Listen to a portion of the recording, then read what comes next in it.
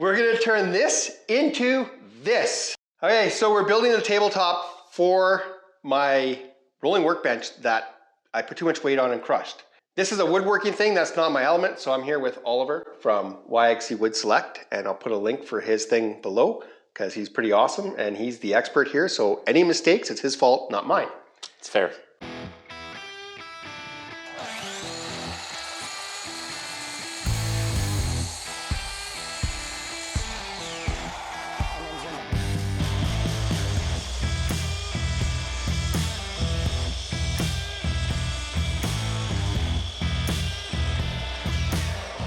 Would be like using a milling machine, right? And it's called milling wood, what we're doing, right, Oliver? Yes, that is correct. Basically, what we're doing is we're truing it up. We're gonna make one side to be 90 degrees, and then we're gonna put it through and make another side 90 degrees, or perpendicular to that first side. Yes.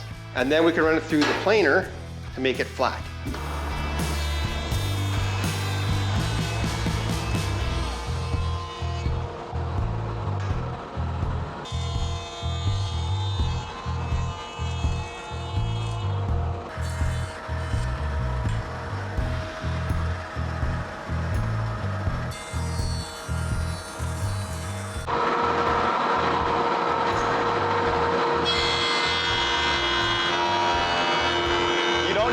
Pressure down, forward. Okay. Stop. What do? Stop. Oh, what happened here? So you put too much pressure down and it got caught. So what we're gonna do now, we're gonna do a little bit less pressure. So when we're doing this, we're just holding it down. We don't need to drive it into the table. Let's just guide it through.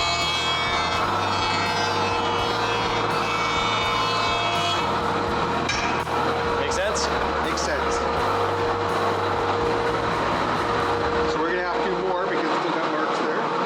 So this one's going to need a bit of work. Okay. So that's where we're making sure to keep that constant pressure on this corner while you're feeding through. Yeah.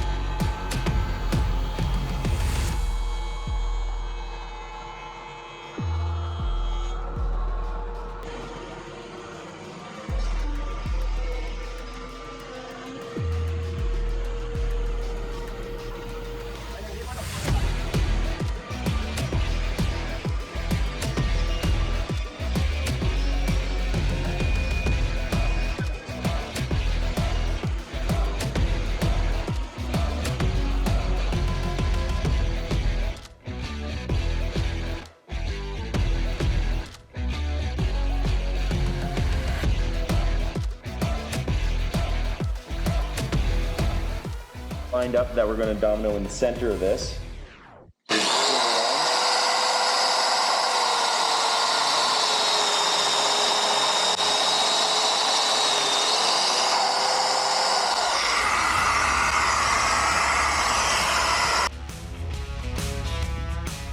Now, do you use different depths for different material as well? Yes. Well, the depth is based on the domino size because they come pre-cut. So this one we're going to redo a little bit higher, but because it's going to go into this one, it'll adjust for that, and when it lines down, hold it down.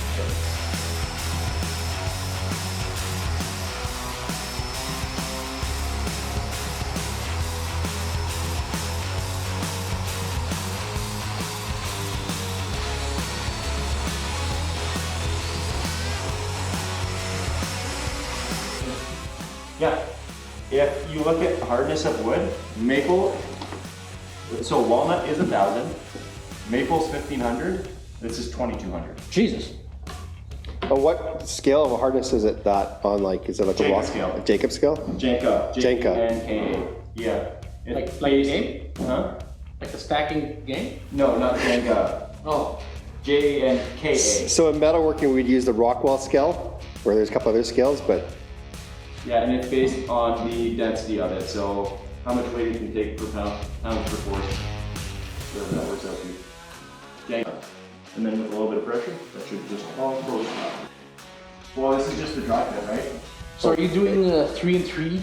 Yeah. And then merging those two in after? Yeah, because this way I can put this through the entire jointer on the planer. And then let us easy. Okay, I was curious about that. Those clamp racks, hey? Look at the welding on this, that's the most important part. But yeah, come take a look at this. We're within $500 on these. Don't look at the welding.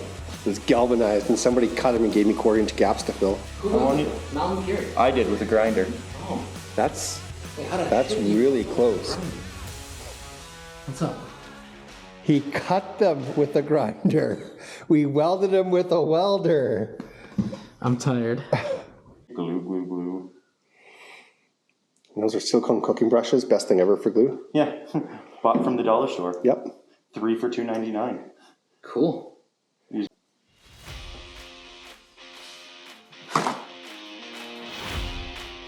Teamwork. What a wipe on your shirt too, though. That would have been funnier. Slightly clean shirt, sir. Slightly clean. That is accurate. I mean, it's old, it's faded, and covered from crap from today. Like woodworking and metalworking are actually similar in a lot of respects, and different. And then we just let this guy sit like this now. And you leave it standing up like that. Takes up less space. To make the Purpleheart color really come out, you put it in the sun. And what you're seeing here is about every 30 minutes, I took some acetone and wiped it down. And I left it in the sun all day, and that's what really brought the Purpleheart color out. After getting the Purpleheart color on here and getting where I liked it, I applied some Levos oil to it. So unfortunately, I lost the video footage that I took of building it, but I have a few pictures. So we're gonna insert those here, and I'll just narrate along and show you what happened. This is how it started life. It was like an old filing cabinet, and I built an angle iron frame around it. And by doing this, it kind of straightened the whole thing. I decided to TIG weld it, just because I hadn't TIG welded in a while, and it was a great practice. So here's one of the TIG welds. It went really well. That prime weld TIG 325 does amazing. And then here it is all painted up. I added some metal on the other side because you saw it was hauled through. And now it was just to add the pegboards, the magnetic strips, and then ready for that beautiful Purpleheart top. This is the final rendition. It's a Purpleheart rolling workbench. Well, but I'm excited to actually use the workbench as it gets a little bit more dinged and oil stained and whatnot. We'll see how it works. Made it this far in the video. Chances are you either know me and you're supporting the video, and I thank you, or you like the video, and again, I thank you. I know I haven't uploaded a bunch of videos recently, and that's because there's been a lot of construction in the area. Also, it takes a lot of time to edit these videos, so we got a few changes coming up. I got a few changes coming up at work and whatnot, and we're gonna see where this goes. If you did like this video, thank you for watching it. Hit the like button, that'd be really cool. Leave a comment, and because I upload these so infrequently, if you subscribe and turn on notifications, you'll see when the next one comes out. We got some cool projects coming up. I'm excited to hopefully film them. Again, thanks for watching. Make it better than new.